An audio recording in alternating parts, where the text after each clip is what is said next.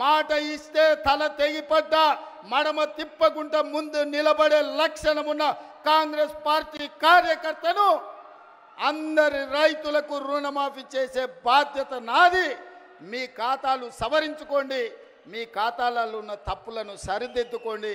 మీ అందరికీ రుణమాఫీ చేసే బాధ్యత మా ప్రభుత్వం తీసుకుంటుంది. ఎవడో తప్పుడు మాటలు చెప్తే నమ్మకండి. మీకు అండగా నిలబడతా. 10 ఏళ్లలో వాళ్ళు చెయ్యండి.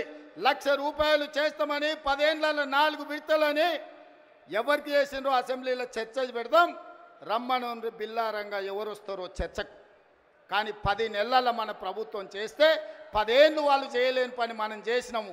అభినందించడానికి నోరు రాకపోయింది కానీ రోజు కాళ్ళలో కట్టెబెట్టాలని కట్టెలు తీసుకొని తిరుగుతారు బిల్లారంగాలు ఇద్దరు. ఇట్లాంటి పరిస్థితుల్లో ఈ రాష్ట్రంలో ఆర్థికంగా వాళ్ళు చేసిన అప్పులు 7 లక్షల కోట్లు. ఇవాళ ఈ రాష్ట్రంలో ప్రతి నెల వస్తున్న ఆదాయం పాత్రికేయ మిత్రులారా రాసుకోండి. ప్రతి నెల ఈరోజు తెలంగాణ రాష్ట్రంలో వస్తున్న ఆదాయం 18,500 కోట్లు. ఈ 18,500 కోట్లల్లో 6,500 కోట్లు దాదాపుగా ప్రభుత్వ ఉద్యోగులకు జీతాలు పెన్షన్ల కింద పోతున్నాయి. ఇంకొక 6,500 కోట్లు కేసీఆర్ చేసిన 7 లక్షల కోట్లకు అప్పు మిత్తి కింద కట్టడానికి పోతున్నాయి. ఈ 13,000 కోట్లు జీతభత్యాలకు కేసీఆర్ మన నెత్తి మీద మోపిన అప్పుకు ఇవాళ పోతే మిగిలిన 5,500 కోట్లు ప్రతి నెల ఆదాయం ఉంటే ఎన్నో రకాల ఇబ్బందులను ఎదుర్కొని కడుపు కట్టుకొని అవినీతిని నిర్మూలించి రూపాయి కూడబెట్టి ఇవాళ రైతు రుణమాఫీ చేస్తే మమ్మల్ని అభినందించడానికి నీ మనసు లేదు. కానీ ఈరోజు మమ్మల్ని శాపనార్థాలు పెట్టే ప్రయత్నం చేస్తున్నారు. అందుకే ఇవాళ కేసీఆర్ బాధపడుతుండు. ఎందుకంటే రైతులకు రుణమాఫీ రేవంత్ రెడ్డి చేసే కదా, ఇంకా నాకేం మిగులుతుంది చెప్పనే. ఒరేసుకుంటే ఆనాడు ఉరి అన్నాడు, అవునా? ఒరేసుకుంటే ఉరేసుకున్నట్టే అని కేసీఆర్ ముఖ్యమంత్రిగా మాట్లాడిండా లేదా?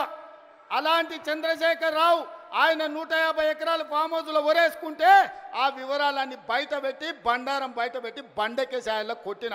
ఇవాళ బాజాబ్తా తెలంగాణ సమాజం 66 లక్షల ఎకరాలల్లా 1,53,00,000 మెట్రిక్ టన్నుల వరి ధాన్యాన్ని స్వతంత్రం వచ్చినప్పటి నుంచి ఈ రోజు వరకు ఏ రాష్ట్రం, ఉమ్మడి రాష్ట్రం ఆంధ్రప్రదేశ్లో కూడా 23 జిల్లాలు ఉన్నప్పుడు కూడా ఇంత పంట రాలే.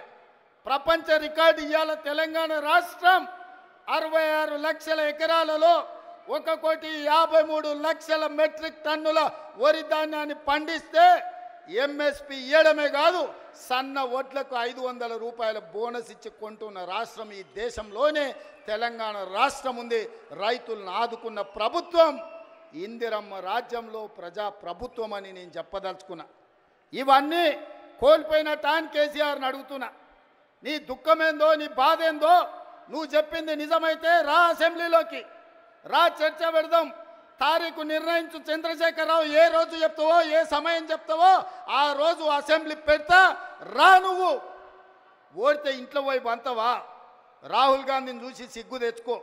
3 సార్లు ఓడిపోయినా ప్రతిపక్ష ఉండి కన్యాకుమారి నుంచి కశ్మీర్ వరకు 150 రోజులు 4,000 కిలోమీటర్లు మండు టెండల్లో మంచు కొండల్లో పాదయాత్ర చేసి ప్రజలకు అందుబాటులో ఉన్నోడు అంటే బాధ్యతాయుతమైన ప్రతిపక్ష నాయకుడు.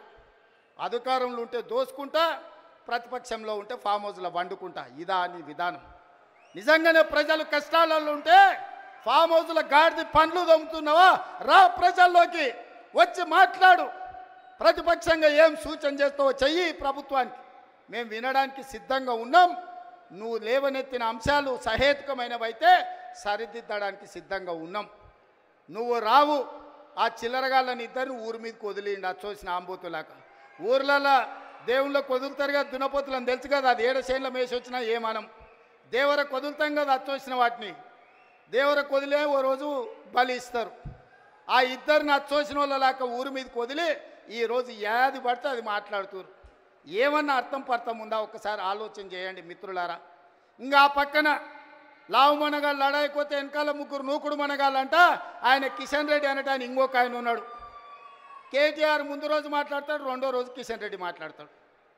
మనం గుజరాత్లో Sabarmati river development front Modi గారు అభివృద్ధి చేస్తే సపోర్ట్ కొడతాడు, మా మోడీ చూడు గుజరాత్లో గొప్పగా చేసిండని.